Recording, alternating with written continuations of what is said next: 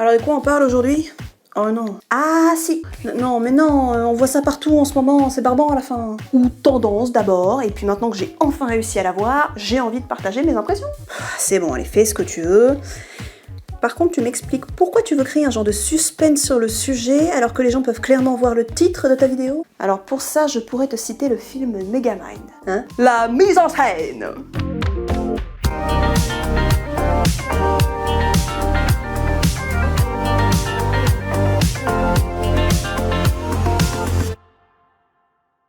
J'en avais entendu parler par à peu près tout ce qui m'entoure. Les réseaux sociaux, mes potes, les infos, mon micro-ondes. Mais j'ai enfin réussi à regarder Squid Game. Après avoir lutté pour trouver du temps dans mes journées qui étaient principalement composées de...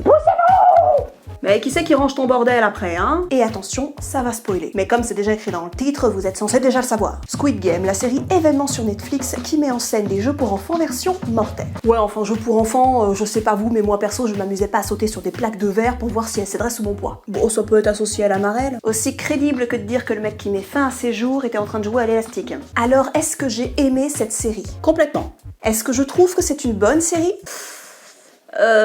Bon, déjà la base du scénar. Des gens qui vont s'entretuer dans des jeux mortels. Alors malgré le fait que ce scénario ait été terminé depuis 2018 et que beaucoup de formats ont utilisé ce concept entre la fin de l'écriture du scénario et la production de la série, ça ne change rien que beaucoup disaient de lui, bah c'est un peu un battle royal. Film sorti 8 ans avant. Oui mais il tue pour de l'argent. Motivation première de beaucoup d'antagonistes, toujours confondus. Ouais mais c'est parce qu'ils sont vraiment dans l'impasse, c'est leur seule façon de s'en sortir. Parce que selon vous tous les méchants sont nés comme ça? Perso j'ai appris à Bobette que tous les méchants des histoires sont devenus méchants parce qu'ils étaient ou effrayés ou malheureux. On a même fait un test avec toute une tripotée de Disney. Ça sent la vidéo bonus. Alors quand dans Squid Game, j'entends de la part du méchant « Oh bah on s'ennuyait, tu comprends ?» Va te faire foutre en fait. Non, ce que j'ai vraiment apprécié, auquel je ne m'attendais pas du tout, c'est que les joueurs retournent à leur vie d'avant pendant tout un épisode et décident finalement de revenir une seconde fois, en toute connaissance de cause. Vu que leur vie dehors est actuellement pire que le concept même du jeu. Enfin, pour la plupart. Alors pourquoi êtes-vous revenu? J'ai plus d'argent, j'ai plus d'amis, et je dois un rein, mes yeux et mes couilles à des mecs un peu rancuniers. Je n'ose plus regarder ma mère en face. J'ai des créanciers et les flics aux trousses qui me mettront en tôle à partir du moment où je mettrai un pied dehors. J'étais sur le point de me foutre en l'air, alors ici ou ailleurs. J'ai besoin d'argent pour ramener ma mère auprès de mon petit frère. Mais du coup, si vous mourrez... Oh bah il aura plus de mère, plus de sœur, donc vous pourriez peut-être le débaucher pour la saison 2, hein, sait-on jamais. Sérieusement? Donc oui, il y a cette façon consentie du jeu, en excluant les 255 joueurs morts au premier jeu.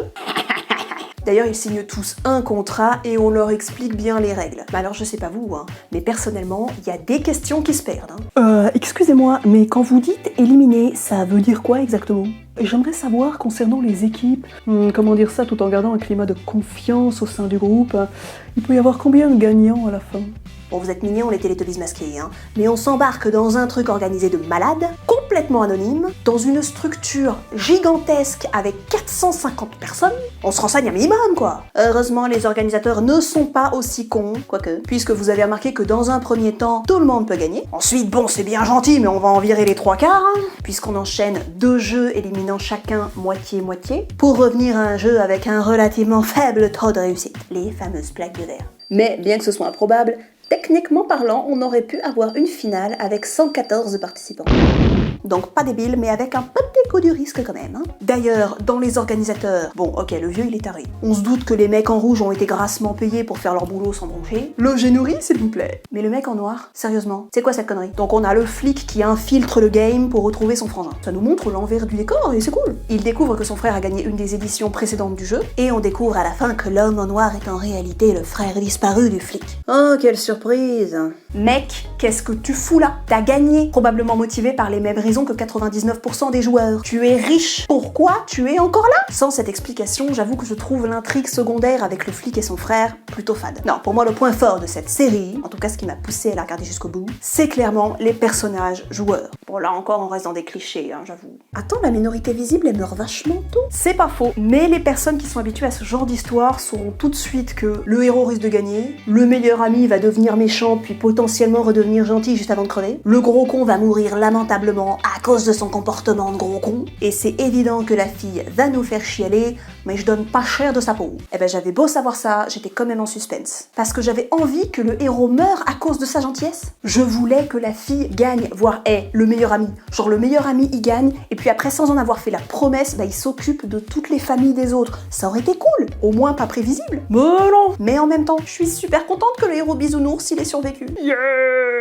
La scène de la mort de 67 est géniale. Même si, pendant que 456 allait taper à la porte, elle en pouvait plus. Mais gueule pas comme un porc, c'est ton pote qui va aller l'achever, toi avec. D'ailleurs, il est con de 118 en fait. C'est son pote qui l'aurait dû buter direct, la victoire était assurée. Mais il n'y aurait pas eu de finale. Et ça me jette à l'âge au fruit ce genre de détails dans un scénario. C'est prévisible, parfois facile, mais les personnages principaux sont attachants et ça m'a fait regarder la série jusqu'au bout. Ça et le fait que ce soit pas trop long, soyons clairs. Donc oui, j'ai adoré, mais je pense qu'il y a pas mal de points pas terribles.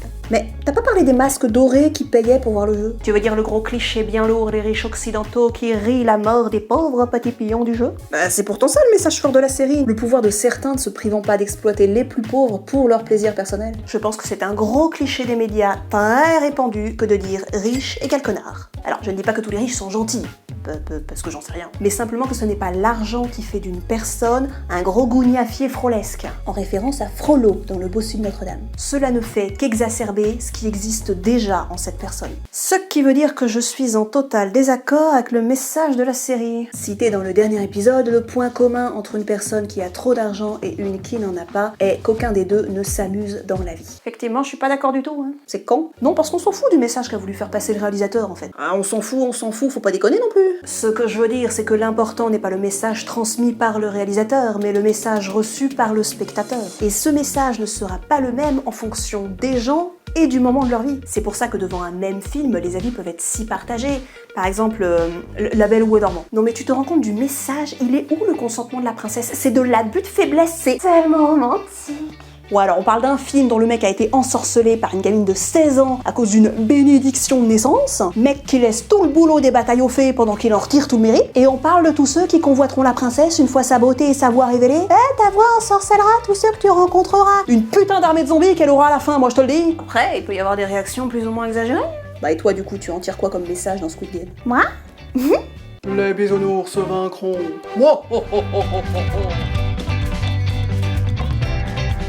Je veux pas dire, mais la chaîne va finir par être une critique ciné si tu continues comme ça. Ça reste exceptionnel quand même. Non. De toute façon, je fais ce que je veux.